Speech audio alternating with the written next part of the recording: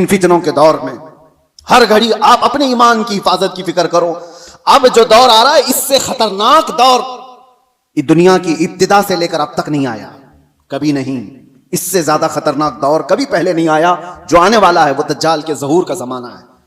नबी अकरम सल्लल्लाहु अलैहि वसल्लम ने फरमाया रुए जमीन पर सबसे बड़ा फितना होगा दुनिया का।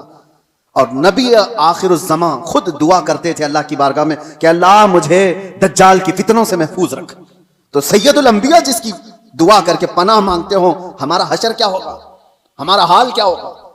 जिसको बचने की फिक्र होगी अल्लाह उसकी हिफाजत करेगा। जो बचने की फिक्र ही नहीं करता हो, खौफ ही ना हो उसके दिल के अंदर, फिर तो वो खत्म हो जाएगा।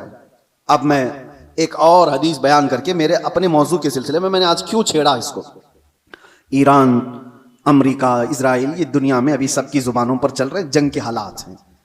इस दौरान मैंने हदीस ये पढ़ा कि दज्जाल के जाहिर होने का वक्त जो है वो अल्लाह बेहतर जाने, लेकिन जो जगह है नबी पाक सल्लल्लाहु अलैहि वसल्लम ने फरमाया वो भी ईरान की तरफ से ही जाहिर होगा। दज्जाल के जाहिर होने की जगह जो बताई गई वो मशरिक की तरफ से जाहिर होगा। ईरान का एक शहर है इस्फहान। नबी पाक सल्लल्लाहु तआला अलैहि वसल्लम फरमाते हैं यतबउद दज्जाल मिन इस्फहान 70,000। हुजूर फरमाते हैं इस इस्फहान शहर से 70,000 यहूदी दज्जाल की फौज में शामिल होंगे। अब ये इस्फहान कहां है? इस्फहान तो ये ईरान का शहर है। 70,000 यहूदी हैं यहां पर? नहीं, लगते तो नहीं है, लेकिन हदीस पाक है। अल्लाह के नबी सल्लल्लाहु अलैहि वसल्लम ने फरमाया 70,000 यहूदी दज्जाल की जमात में दाखिल होंगे। वो ईरान के इस शहर से दाखिल होंगे, उसकी फौज में आएंगे। हो सकता है लोग मेरे इस बयान को यूं कह रहे हो कि ये ईरान के खिलाफ बोल रहे हो। मेरे अजीजों, आज जिन हालात और जो कैफियत को हम देख रहे हैं, हम मजलूमों के साथ खड़े, जालिम के साथ कभी नहीं खड़े होंगे। इस्लाम की खासियत है ये, जालिम के साथ कभी नहीं खड़े होंगे। जालिम अमेरिका है, जालिम इजराइल के यहूदी हैं, पूरी दुनिया को इन्होंने जुल्म की चक्की में पीसा है। लेकिन ईरान की जो कैफियत होगी, 70,000 यहूदी वहां से निकलेंगे और दज्जाल की जमात में आएंगे, तो इतना लगता है कि गालिबन ईरान पर यहूदियों का ऐसा कब्जा होगा, तभी तो वहां 70,000 यहूदी होंगे। वो दौर आएगा। आज जिस हालत में ईरान लड़ रहा है, चंद बातें लोगों को खुश कर रही हैं। ईरान ने इतना ठोका, इतना मारा, हो सकता है, और यहूदियों को और सुपर पावर को घुटने टेकने पर मजबूर किया। ये वक्ती ताकत हो सकती है और अल्लाह कामयाबी दे, हम इसके खिलाफ नहीं है। लेकिन हदीस पाक, मुझे इस हदीस पाक से ये लगता है वो वक्त आएगा जब ईरान पर यहूदियों का एक गलबा होगा, तभी तो वहां से दज्जाल की जमात में लोग शामिल होंगे। दूसरी हदीस ये भी मैं बताऊं, इमाम मेहदी जब जाहिर होंगे तो फरमाएगा इमाम मेहदी की जो फौज होगी वो कुस्तुनतुनिया को फतह करेगी।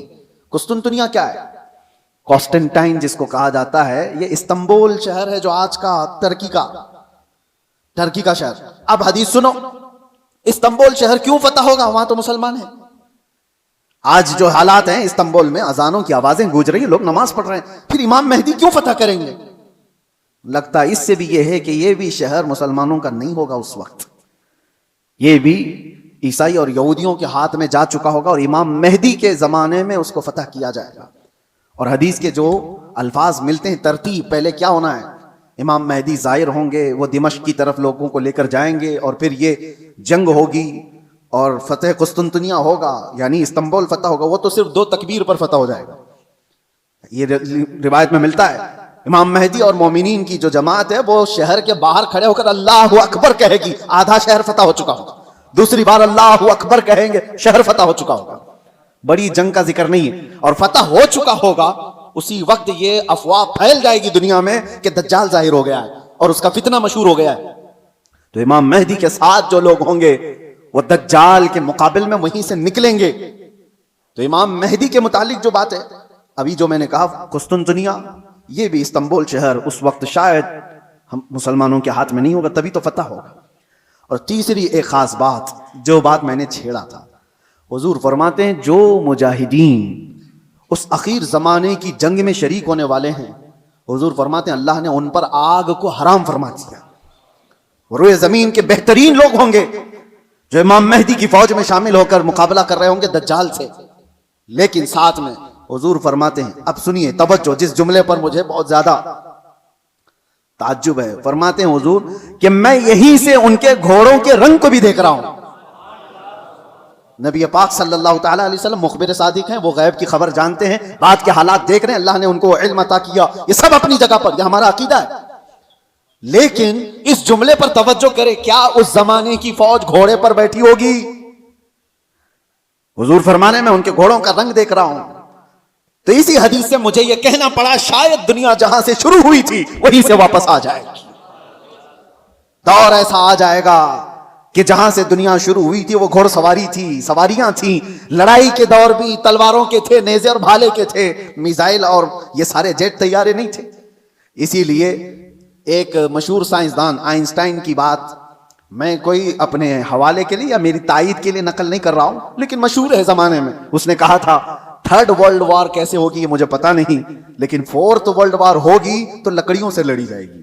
तो उससे पूछा गया ऐसा क्यों? कहा थर्ड वर्ल्ड वॉर में दुनिया इतनी तबाह कर देंगे ये लोग न्यूक्लियर पावर से कि कुछ बचा ही नहीं होगा, और बाद में जो लोग बचे होंगे वो लकड़ियों से लड़ेंगे। या उसके अपने प्रिडिक्शन हो सकते हैं, मैं अपनी तायद में नहीं कह रहा हूं, लेकिन हदीस है पाक, हुजूर पाक सल्लल्लाहु तआला अलैहि वसल्लम फरमाते हैं।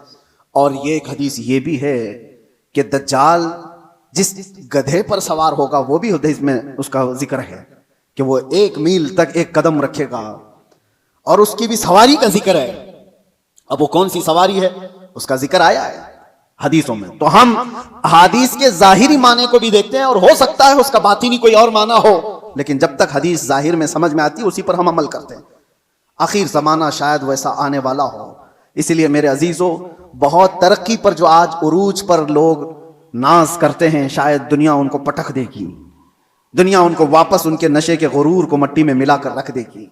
आज जिनके पास पेट्रोट मिसाइल हैं, जिनके पास चांद में जाने की सलाहियत, जिनके पास मरियन पनडुब्बियां ऐसी के समंदरों को चीर करके निकलने वाली सारे हथियार, सब कुछ था इनके पास, लेकिन जिस दिन ये सारी टेक्नोलॉजी मार दी जाएगी, खत्म कर दी जाएगी, ये किसी और के जरिए से नहीं, तुम आपस में मार लोगे एक दूसरे को। तुमने भी हथियार बनाए, हमने भी हथियार बनाए, दोनों मार लेंगे, एक दूसरे को खत्म कर देंगे। फिर जीने का सलीका वही होगा जो इंसानों के इब्तिदाई जमाने में था। इंसान दुनिया में जिस तरह से बगैर लिबास के सादा सा आया था, उसी अंदाज से फिर जीने का तरीका सीख लेगा, और दुनिया वहीं पर आ जाएगी।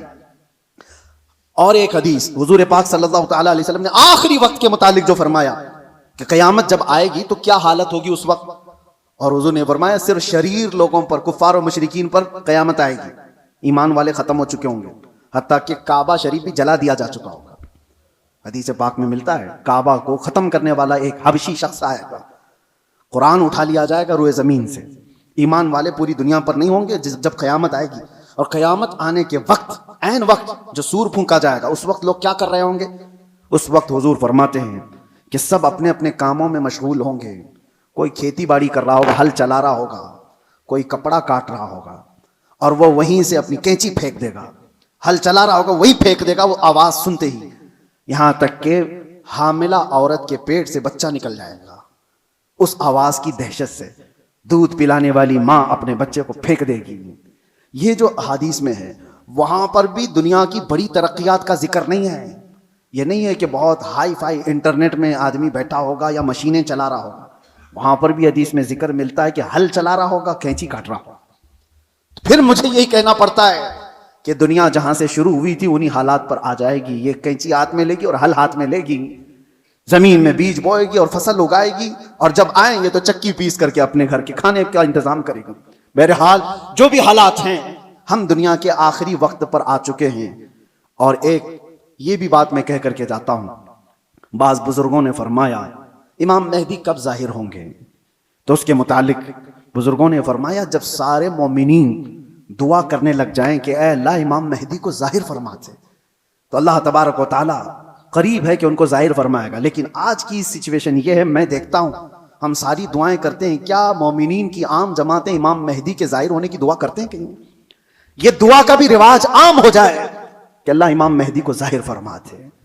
जब ये दुआ कसरत से होने लगी कि वो आ जाएंगे इमाम मेहदी के जाहिर होने की। और दूसरी हदीस ये भी है, यदहलुन नासु, हुजूर फरमाते हैं अन जिक्री दज्जाल, दज्जाल का जिक्र करना लोग छोड़ चुके होंगे, उलमा मिंबरों से बयान करना खत्म कर चुके होंगे, तब दज्जाल आएगा। जब तक दज्जाल के बारे में अवेयरनेस होगा लोगों के दरमियान, दज्जाल नहीं आएगा। लोग बयान करना छोड़ चुके होंगे और उसका जिक्र करना तर्क कर चुके होंगे। ये दोनों चीजें हमारे अंदर आने ना पाए।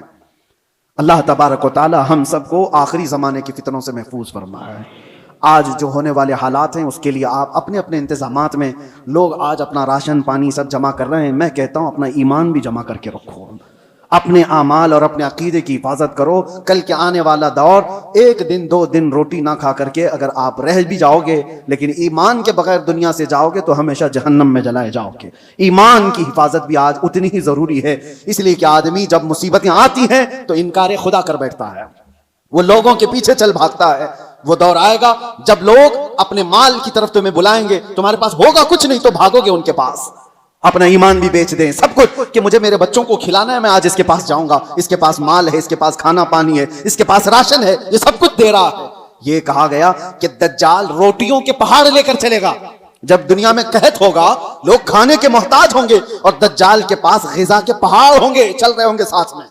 दुनिया भूखी उसके पीछे लपक जाएगी कि रोटियों का पहाड़ इसके साथ है, तो खाने का जखीरा जिसके पास होगा दुनिया पागल की तरह उसकी तरफ लपक जाएगी। तो आने वाला दौर अगर कहत का है तो आप ये भी ईमान रखो कि जहां खाना बट रहा है वहां ईमान वाला नहीं जाता। जहां मेरे मुस्तफा की मोहब्बत बट रही है, भूख को तर्क करेगा, मेरे आका के कदमों को इख्तियार करेगा। अल्लाह ताला हमें हुजूर के कदमों में जिंदगी अता फरमाए, ईमान के साथ जिंदा रखे और ईमान के साथ इस दुनिया से उठाए। व आखिर दावाना अनिल हम्दुलिल्लाहि रब्बिल आलमीन। अस्सलामु अलैकुम।